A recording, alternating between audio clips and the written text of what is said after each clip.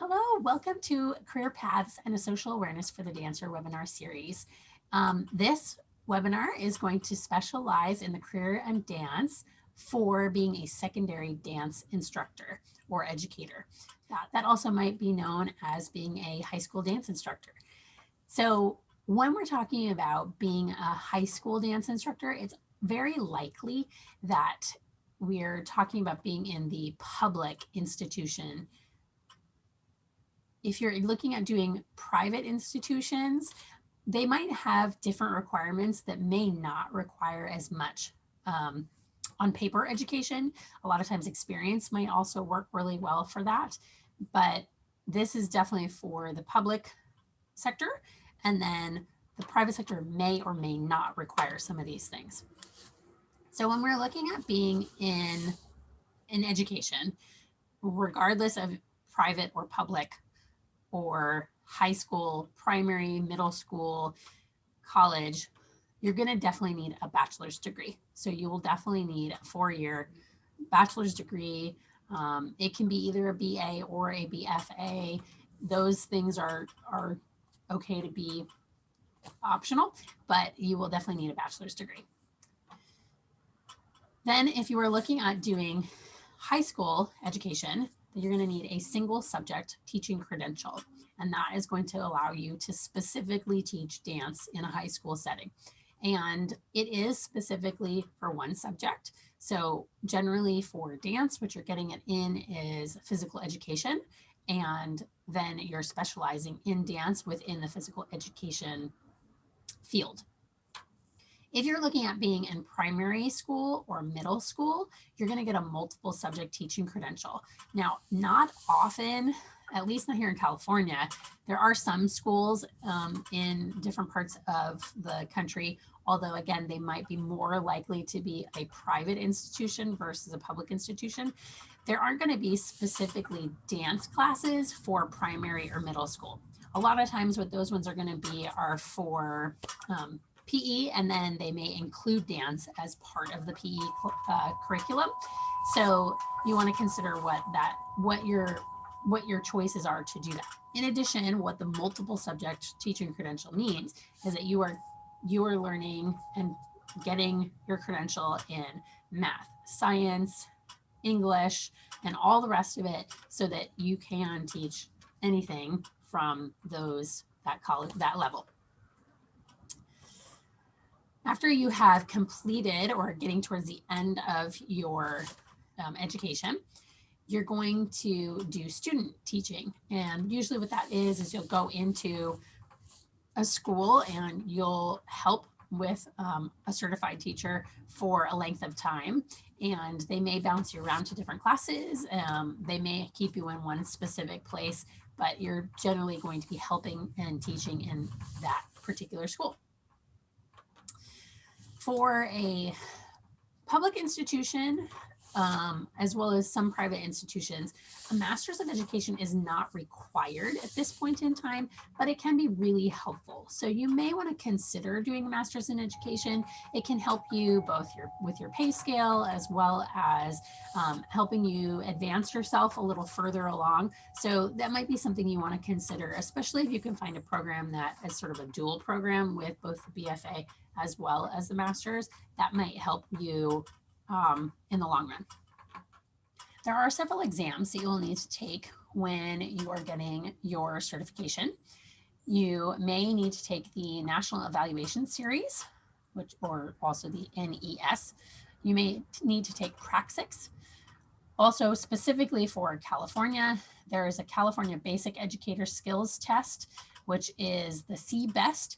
And you can also take this exam for being a substitute teacher. And substitute teaching is a really great way of sort of getting your foot in the door. It's also really great temporary work, to be honest. So all you need is a bachelor's to do the CBEST itself, and then you take this exam, and it opens you up to being able to do substitute teaching. Then it can help you be in a specific district, which then may lead to future employment, or at least contacts. So people that will offer you recommendations or get you information about how to do certain things. So it's a great way of kind of getting your foot in the door and having temporary work in teaching. Then specifically for getting your teaching credential, you will also take the California Subject Examinations for Teachers, or the CSET. That would be your exam for completing your credential in either your single subject or your multiple subject teaching credentials. Frequently, what we've been talking here for is the public institutions or public sector.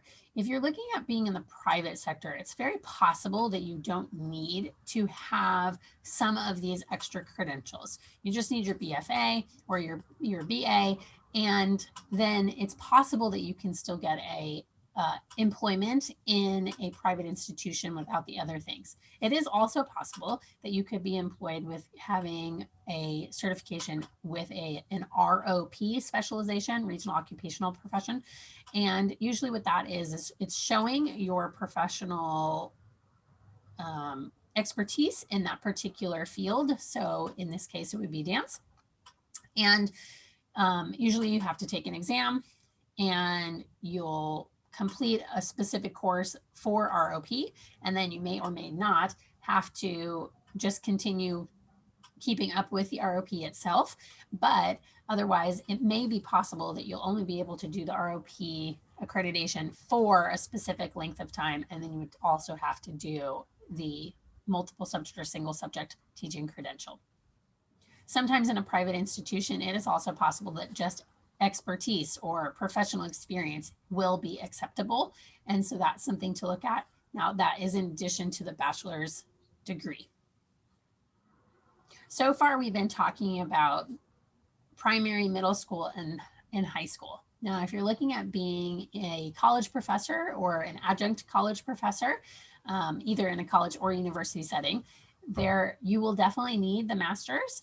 It does not need to be a master's of education. And actually, specifically, if you are looking at being in a dance department, it is actually highly likely that you will need a master's in dance versus the master's of education. Some colleges and universities are very specific who are dance programs that you need to have a master's of dance, not of education. So with that, you'll also have needed to have your bachelor's degree and then your master's. As an adjunct professor, you are being employed specifically for a class. And you may be offered several classes, you may be offered one class, but you are from contract to contract, you're from semester to semester, whereas a full-time tenured track professor is going to have multiple classes that they are offered, that they're contracted to perform, as well as other duties. So being a part of committees, being a part of the department, you're going to need to have different requirements than an adjunct professor. Adjunct professor will still need to be a part of meetings, especially for the department itself.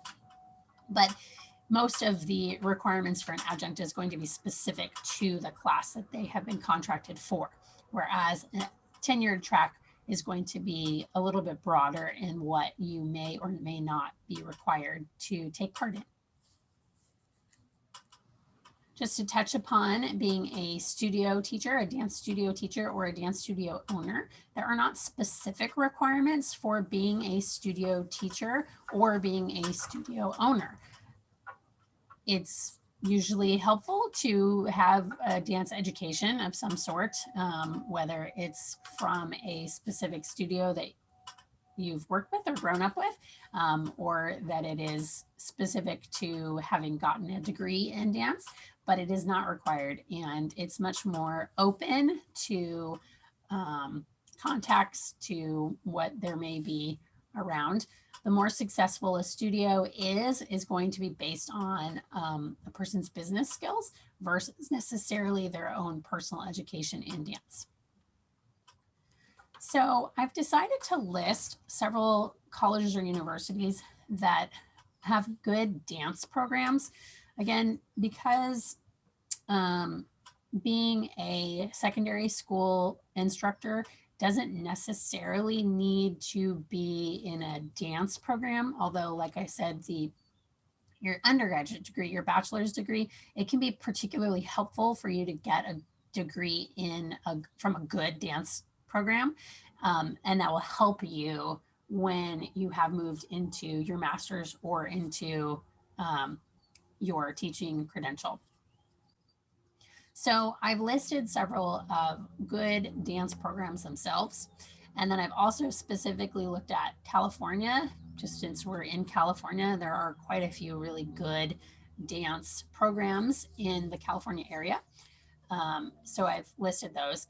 And then I've also listed several programs that may not necessarily be listed specifically for being the best at dance, but they have a specific dance pedagogy degree. So that's something to look at, is if you're specifically interested in teaching dance, looking for a program that has pedagogy is going to be a really helpful thing, because that's specifically looking at educating you in education. So to start us off, we have the University of Washington Department of Dance.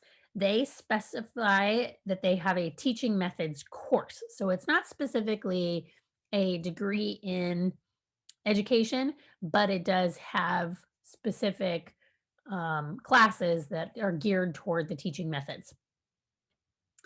Then Brigham Young University, BYU, they have a BA in dance education that is specifically for K through 12 program.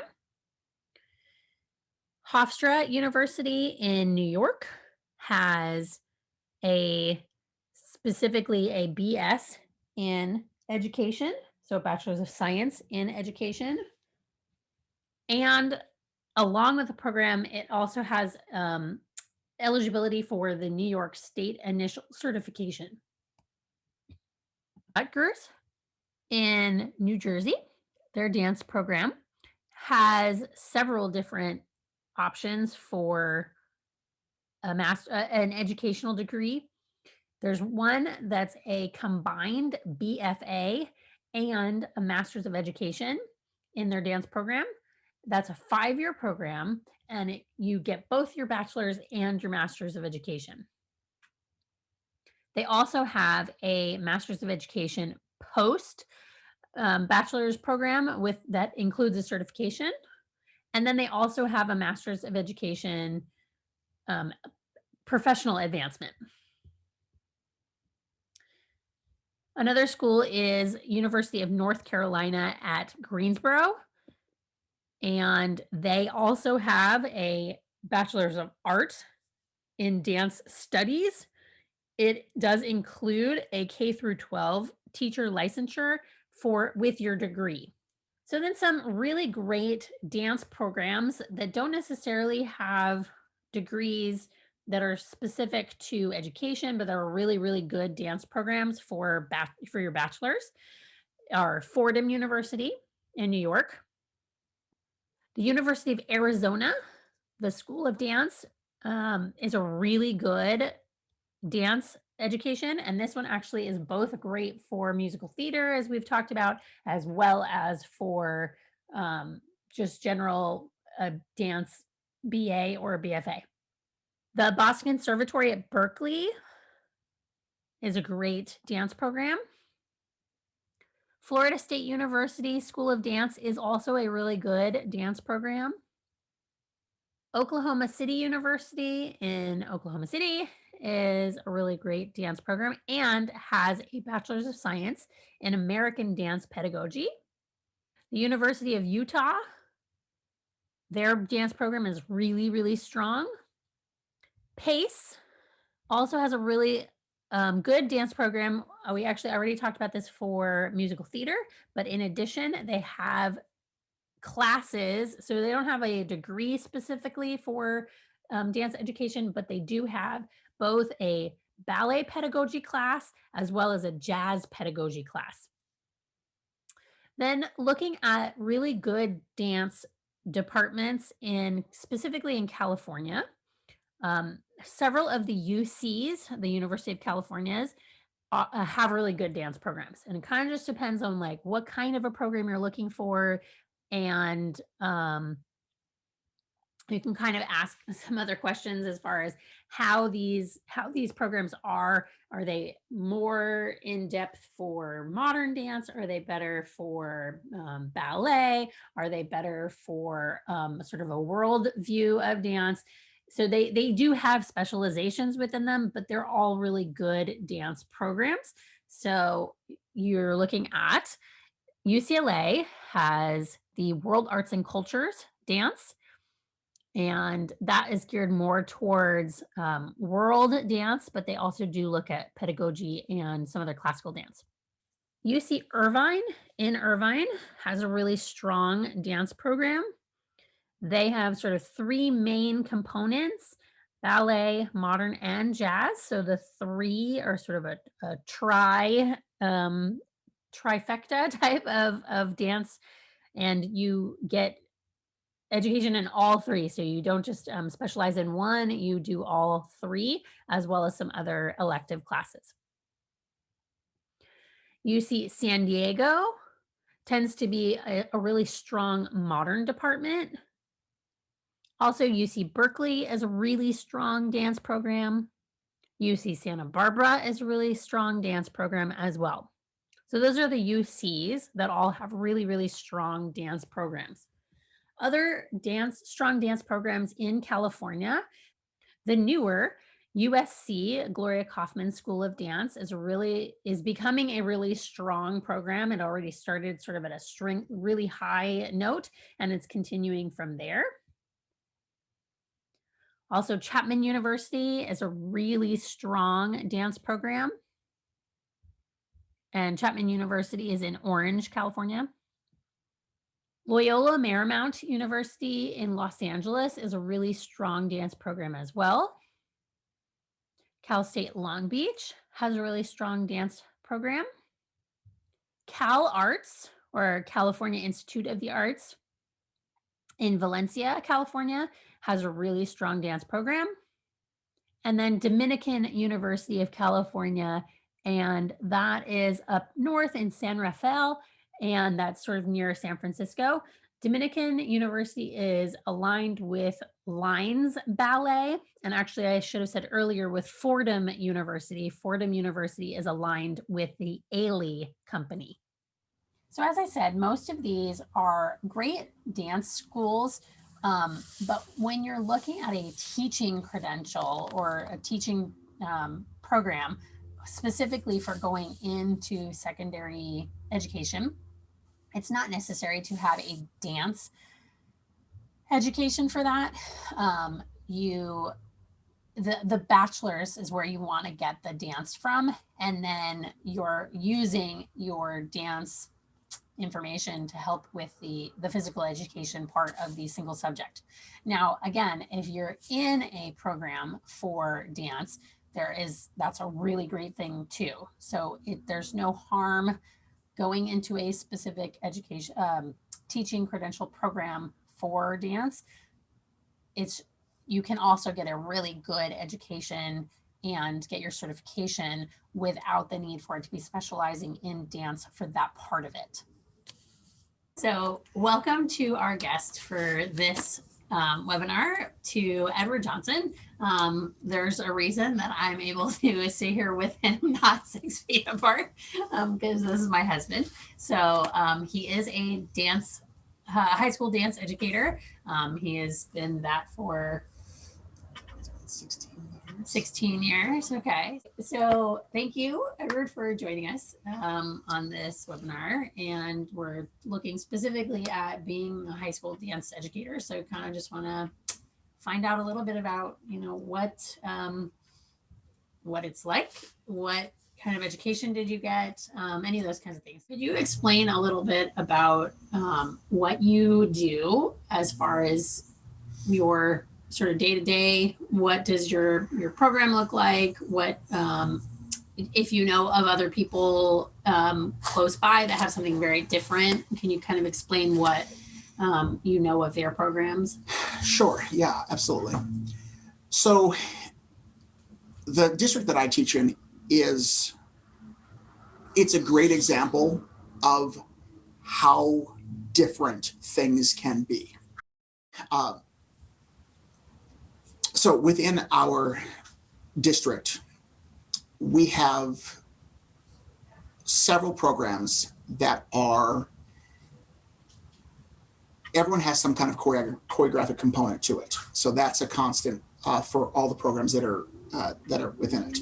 We have some that run 4 or 5 levels of dance.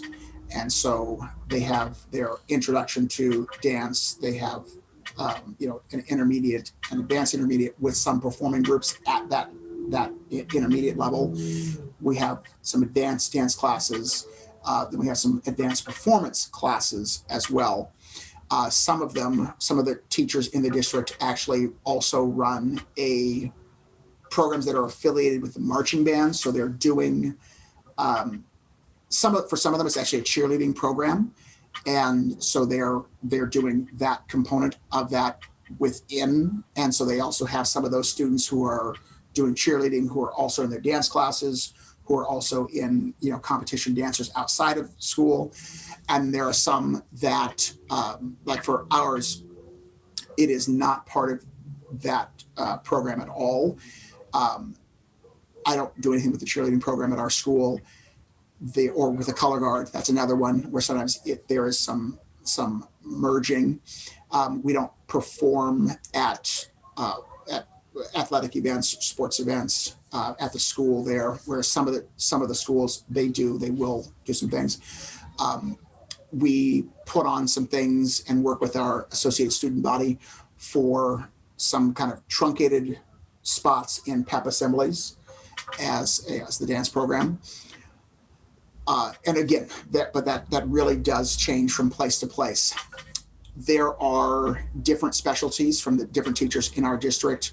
We've got, everybody has enough of a background to teach a quality level class in jazz, in whether they can teach tap or not, to know at least, okay, I can give the basic steps of it and I know where my limits are, and here I would bring somebody in. Everyone tries to offer some amount of basic level partnering and be well versed enough more for partnering safety than anything else.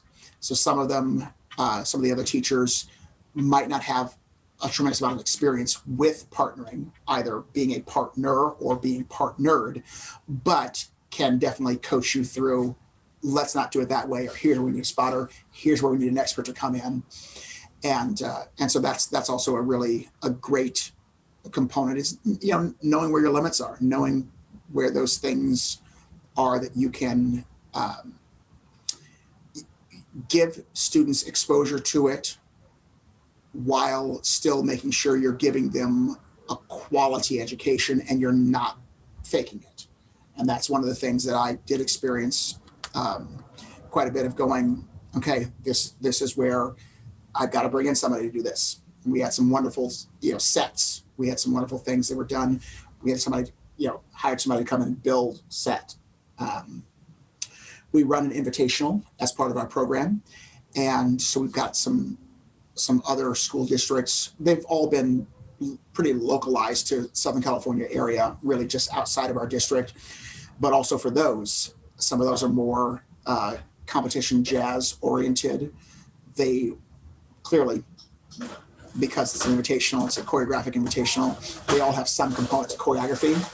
But whether that is student choreography or just faculty choreography that's set on them. And that's also quite a different animal to instruct others on how they can express themselves through utilizing choreographic tools versus just going in and setting your work. And high schools are they tend to be very diverse depending on where you, at least in Southern California.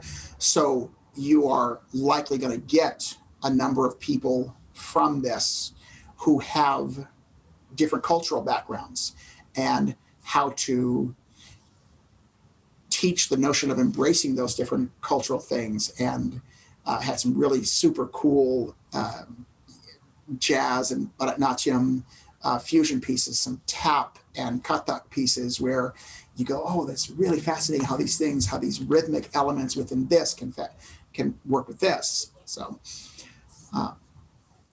A normal year, what how many classes do you have of dance? What sort of are the levels that your particular program is, and knowing that you in your particular situation you have a lot of dance classes, whereas you've definitely talked about that several other places may not have this depth of class. It may be more that you'll have 3 classes of PE and 2 classes of dance, or whatever it may be. But for you, yeah. For me, in a normal year, I have traditionally had 2 levels of an introduction to dance class. So that's open to anybody who's coming in. 1 level of intermediate dance, and intermediate would kind of be in air quotes because the only prerequisite is having completed the level 1. So that doesn't necessarily make someone an intermediate dancer, but that would be the feeder to that class. And then we have a dance production class, and that is our advanced dance class, which is a by audition class. And it's been important to me to try to have our program be one where students can move through the levels while training at the school. And there are some other programs where if you're not dancing hours upon hours at a studio outside of here, there's no way you're going to make the top level group. And that has certain merits to it as far as the training, but that also misses a little bit of the, I personally got exposed to dance at a high school. When so there was a dance group there, and I did not have dance background or dance training, but I got a chance to do some dance performance, and they took me from where I was and definitely took me up multiple levels. And that's how we kind of try to gear up our program. So there are those levels, and our dance production class does put on 1 main stage show. We do also a student run production, which we have opened up to some other elements of the school, but definitely to anybody, any levels at our within our program. And so that's our very, very beginning dancers all the way up to our most advanced are working together. We invite some people who are outside of the dance department occasionally to come in and be a part of that, but the students get the experience of taking a show from the ground up and putting it onto stage. We have an invitational that is run where we bring in other groups from outside, and that's also just part of our advanced dance program.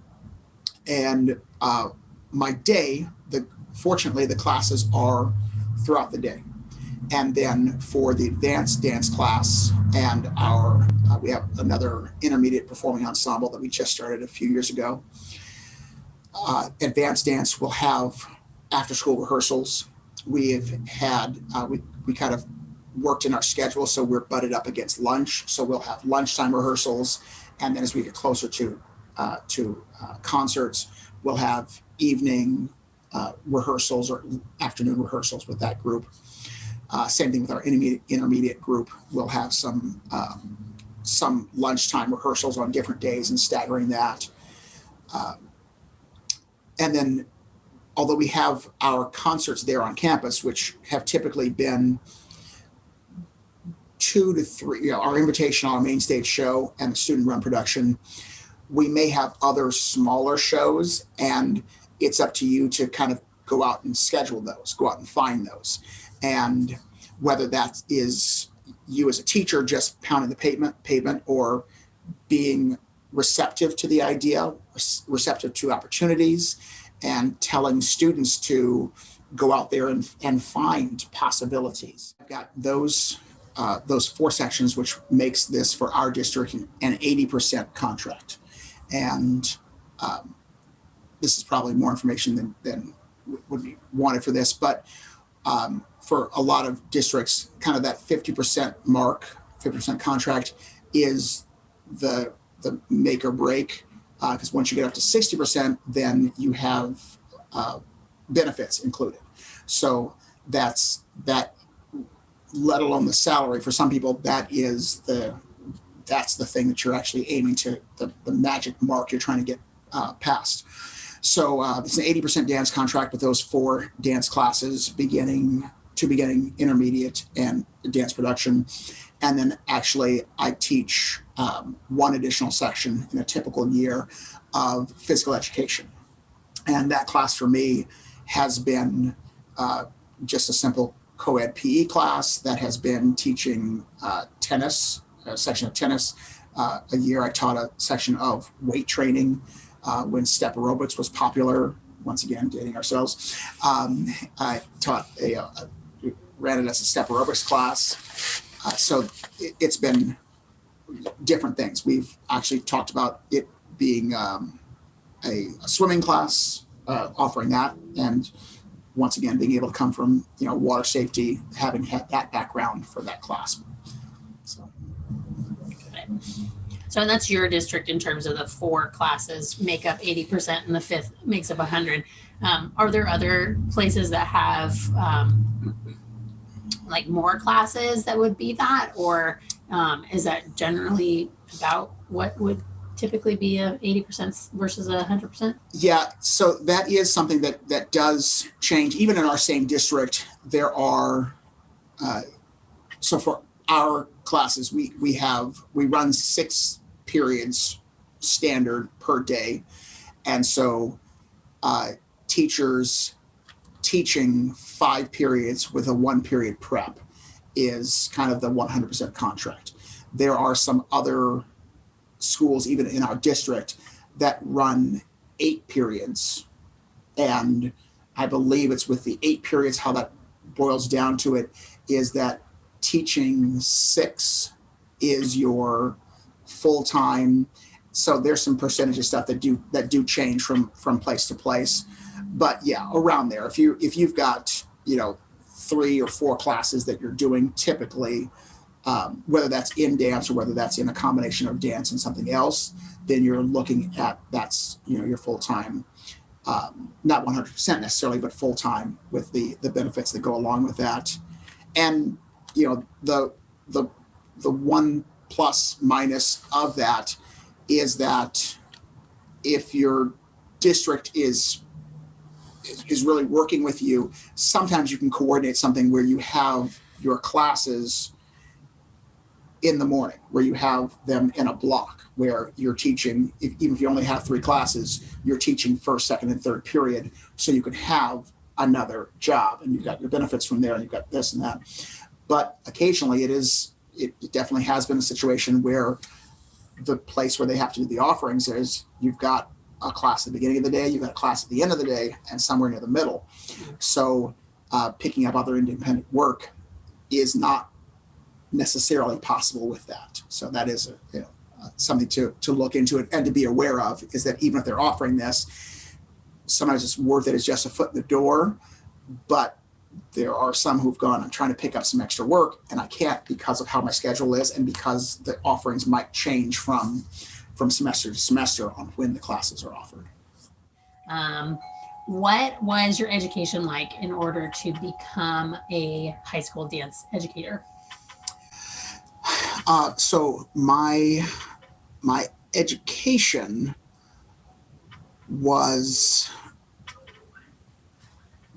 pretty varied in terms of what the actual requirement was for becoming the dance teacher. So my education, I went through a university program receiving a BFA in dance performance. which included a myriad of different styles. And so I got my bachelor's there.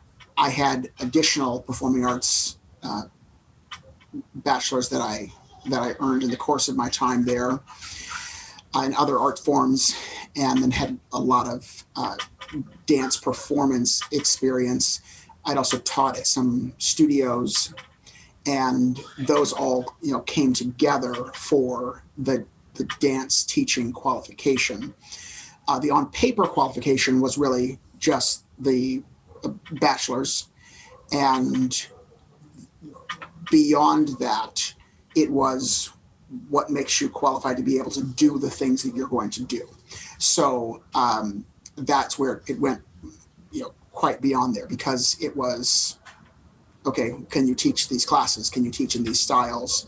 And all the programs are run pretty differently, but there's some component to concerts or performances. So the notion of having experience with being able to run a concert, run rehearsals, having an eye for dances, selecting music, it came into editing music, it came into either doing those things or having someone do it for you. So that's set design, that is storyline concept, but none of those things were actually asked at the interview component or part of the application. It was, what are your qualifications for running this program?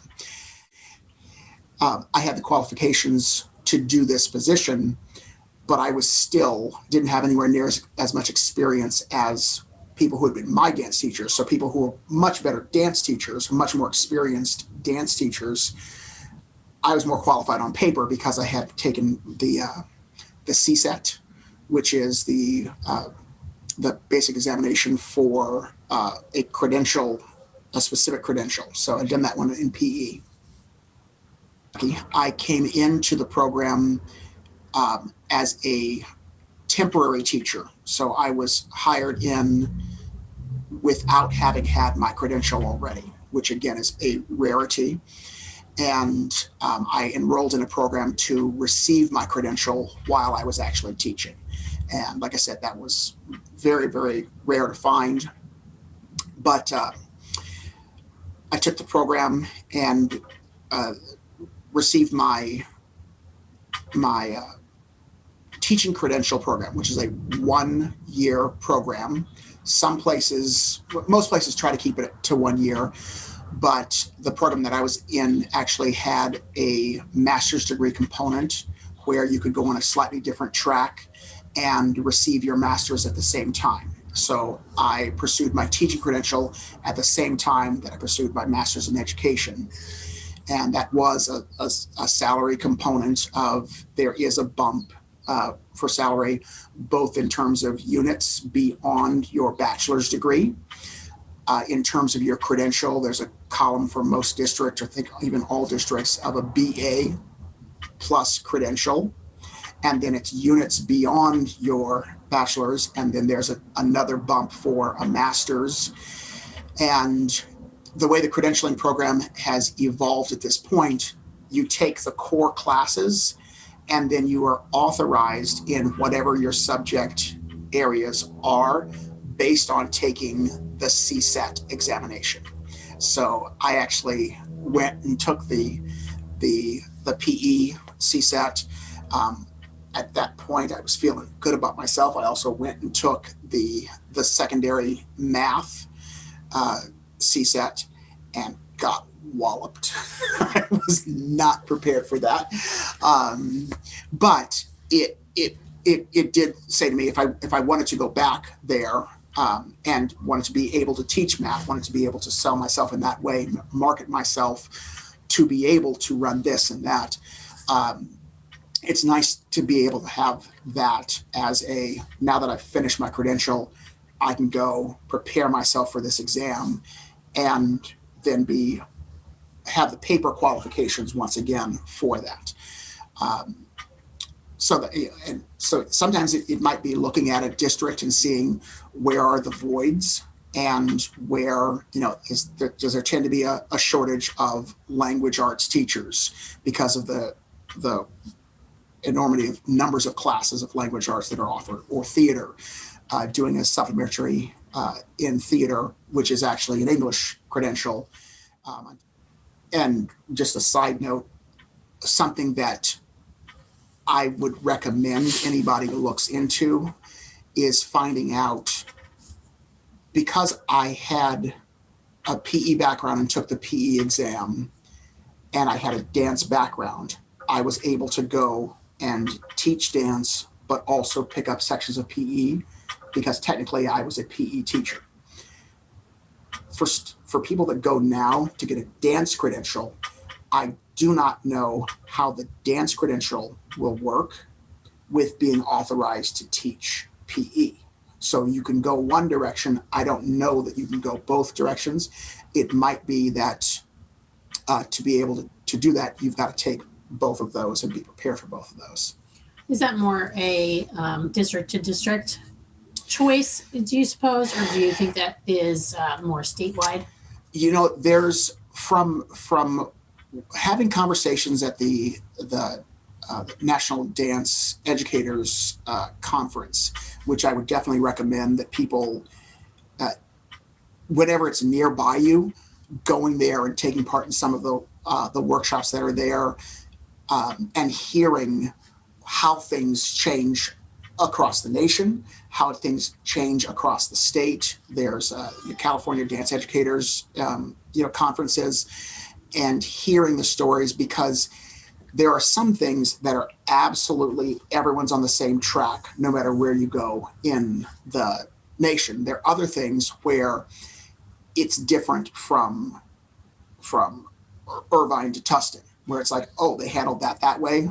So from my conversations with people, the thought is that it will vary from district to district on how they handle that. And some districts are much more arts friendly and are much more looking to find a way to make something happen so that you are having the quality arts. And other districts are really, no, it's just a numbers thing. We've got to deal with this. And so no matter what, you could, Donald McHale could come in to teach, and it's like, I'm sorry, if you don't have this, you can't you can't teach for us. So let me see you slide into first base, which he would have done awesome, by the way. Would have, yes. Do you feel like having a really varied dance background is imperative to being a high school educator as far as in dance? Or do you feel like if you have a specific style that you're really good at and you specialize in, that would be enough in a high school setting? Or do you feel like it needs to have much more? So yeah, an eclectic dance background, I feel like it's very important, but I do feel like it is definitely possible to thrive in a dance teaching environment without necessarily having an eclectic teaching background, knowing where to get quality and authentic material. Sometimes that comes down to funding or favors, but for me, being able to offer some foundational dance in a variety of styles to keep it to branch out to student interests seems an important one.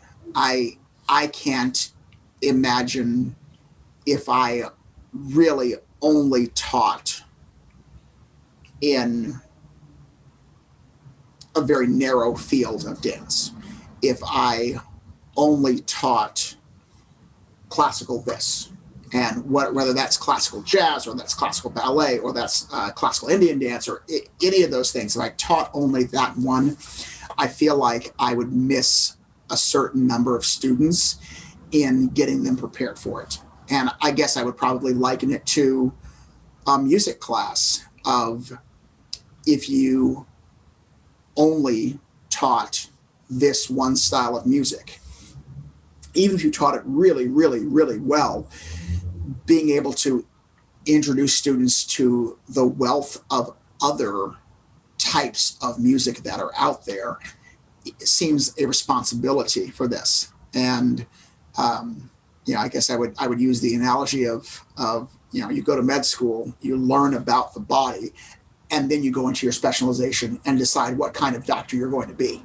So you really need to be able to teach about the body and how it works and what this means in this style of dance and how to actually say stuff with your body, and then say, oh, and here's how this language is spoken within ballet. Here's how this language is spoken within jazz. Here's how this language is spoken within 1920s jazz. Here's how it's spoken in 2010 jazz. And being able to recognize the authenticity in those genres and seeing enough of how things link together so you can give foundational elements in these dance styles, even if you are not teaching fully that dance style. And actually, it was one of my ballet teachers that also had done some extensive, not extensive, had done high level musical theater, that at some point in talking about ballet, he either struck a pose or something, and it was, everything about it was jazz. Everything about it had that, it shifted languages instantly. And it made me definitely go, okay, yes, now I see. You can flip languages that way because you know the body so well that you can shift this. And you can shift it to the upper body being the most important thing to it being the lower body. You can shift it from being up high to being down low and grounded, from something that uses a very, very small amount of space to something that really super travels. So I do think that's a critical part for,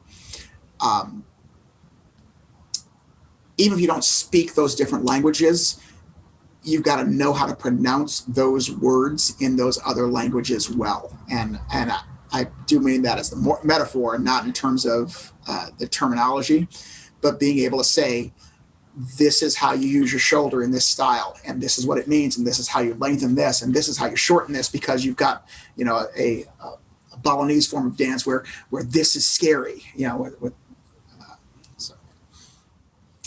Cool. So just briefly to touch upon it, since we have a reason why we're doing these webinars. So we know that this year is unique, or the last year and a half is unique.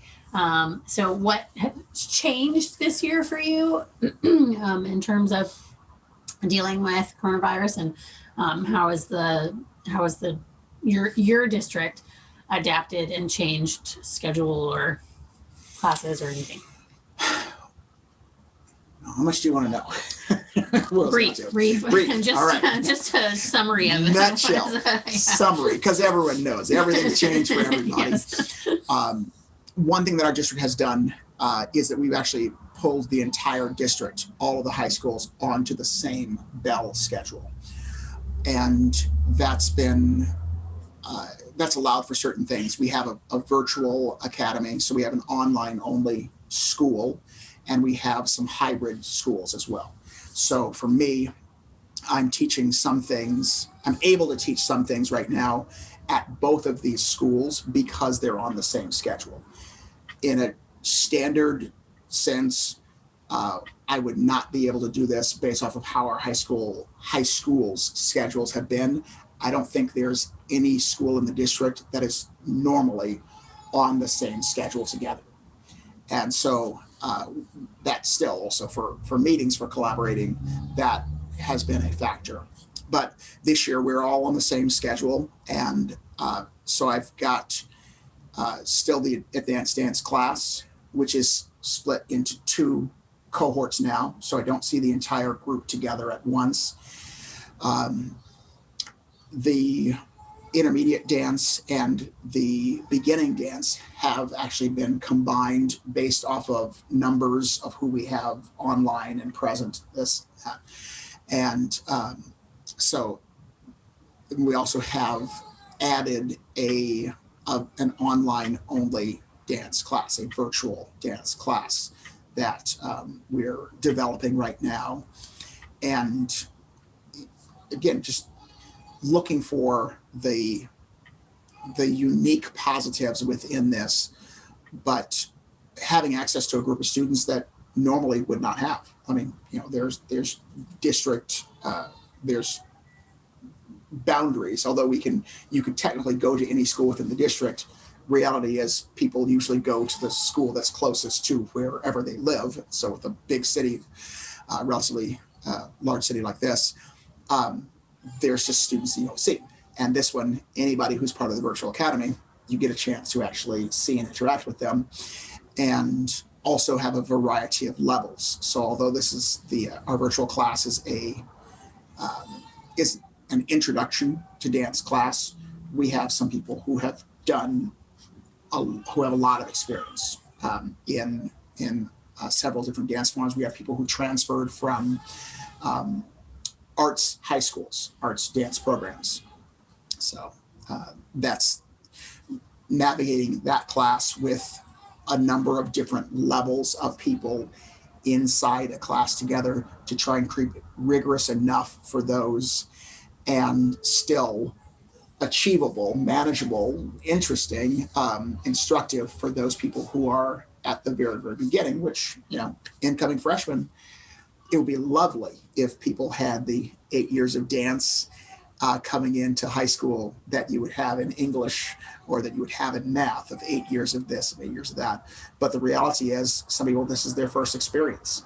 And all the arts experience that in some ways of you meet them where they are. And so if you meet them, if they're at that level, cool.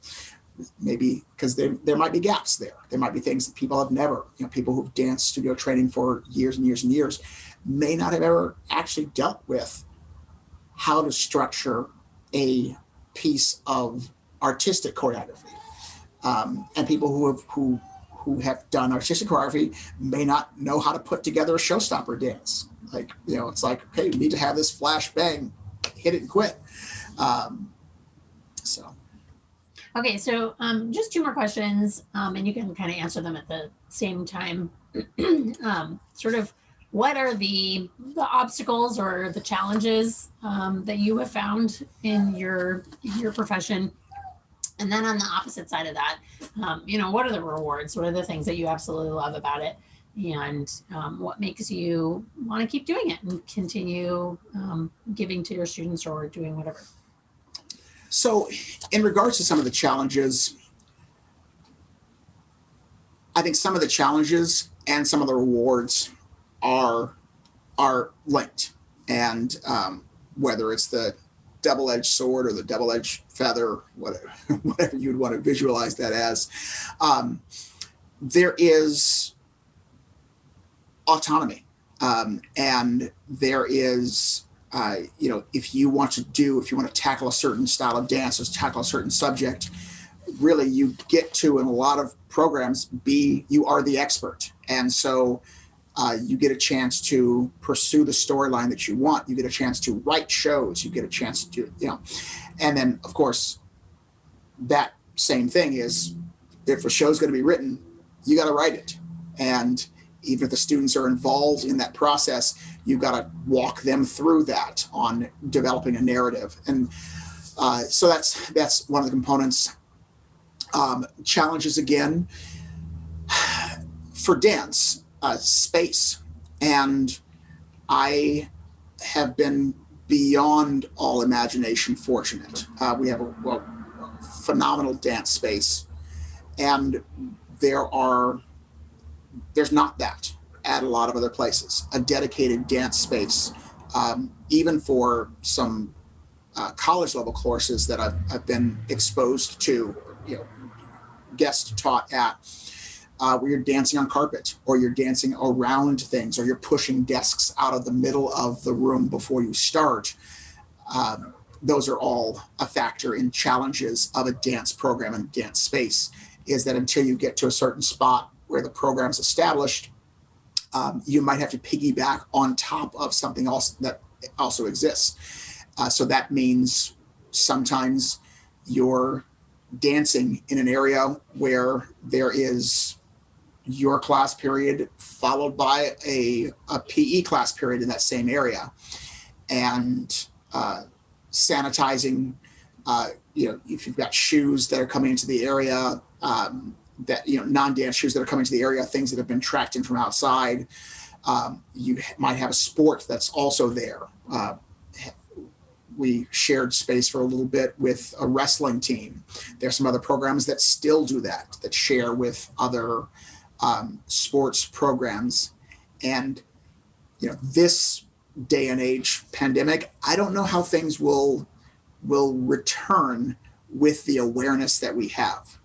When we're going through and we're having people clean top to bottom places because of the safety of others, it seems it's going to be challenging to go back to, oh yeah, go ahead. No matter what you're tracking in here, we'll just dance on it. We'll put our hands in it, and we'll put our hands on our face, and we'll touch our partners with this. So this is something that a lot of places will hopefully have to navigate.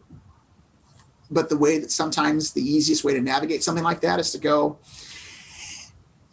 we don't have a dedicated space for dance. We can't do it. And that's, again, a potential challenge of, you want to make it accessible. You want to say, we can dance anywhere, because you want to make this happen to be able to present it to students and to the community. And it's not an expensive program to run, but it does need an open space where you can do things. And if you're going to have partnering, it needs enough of a lift for us, enough of a height of a ceiling to be able to do that. And so it's a specialized space. And then once you get an open space like that, it's also usable for other groups. And so then it becomes a shared space. And so that's again, one of the challenge components to it. As far as the reward, I think that it's very, very cool to be part of such a visual art form. And I've always loved the idea that as a dancer, you get to be a dancer, an artist, you get to be an athlete, you get to perform these awesome feats of strength, of agility, of artistry. You have to get to be a musician, and you have to be able to let people hear the beauty within music. Oh, I never heard that spot in the music until you brought that out with your body. Oh, I heard that violin right there. I heard that horn. I heard that drum hit because of what you did. And that's just really, really awesome to be able to interplay with music. The cool thing about being at a high school, and it's similar in a lot of ways to being at a college, in the fact that you've got all of these people gathered in one place to do the top level of whatever they can.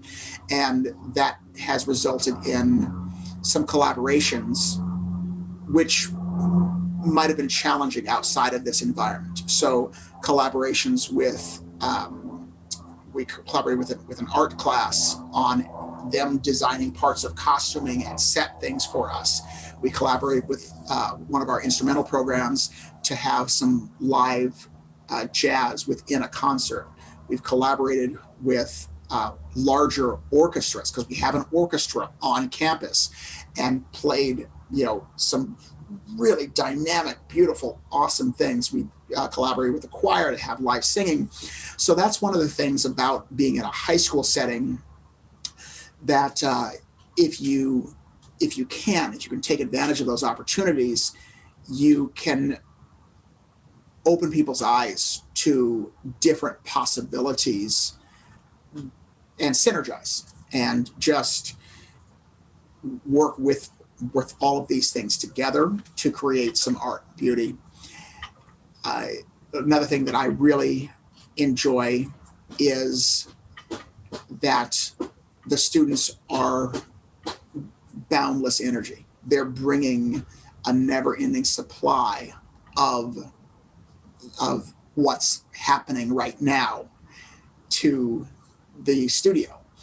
And that sometimes is a technique component, but that also is sometimes just what speaks to them. And it's cool to introduce things that they might not have thought of or they've never been exposed to, and to open their eyes to that part of the world, that part of the arts world. And to also know that there are going to be some people who come in and open your eyes to stuff where I've never seen this. This is really cool. This is where you came from, and this is what you know, the background that you had back in Minnesota, having dance out there, and now you're bringing it here. This is how high schoolers are dancing out there. And it's cool to see the world shrink and expand at the same time in this shared space. So it's probably some of my bigger challenges and some of my bigger enjoyments. Awesome. Thank you. Thank you very much for that, both insight as well as all the information about what it's like for you for being a high school dance educator, and realizing that there's a lot of variety. Clearly, I think that's definitely one thing that you're able to express, is that there's a lot of variety, both in district to district, school to school. It seems to me that in some ways you get a real chance, especially if you've had longevity in a place, that you can kind of set how you want your program to be, which is a nice sort of unique opportunity. So yeah.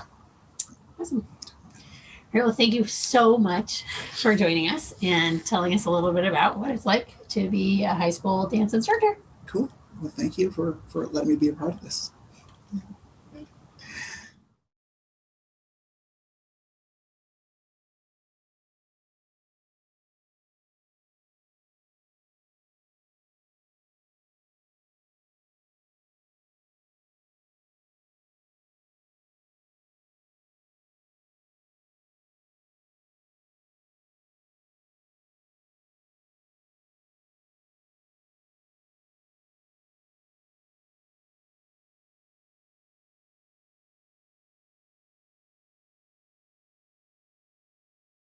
So thank you again for joining us on Career Paths and a Social Awareness for the Dancer webinar series. Next time, we'll be talking about the careers in dance specializing in being a competition adjudicator or a master teacher. We have a really exciting guest for that one as well, so please join us again.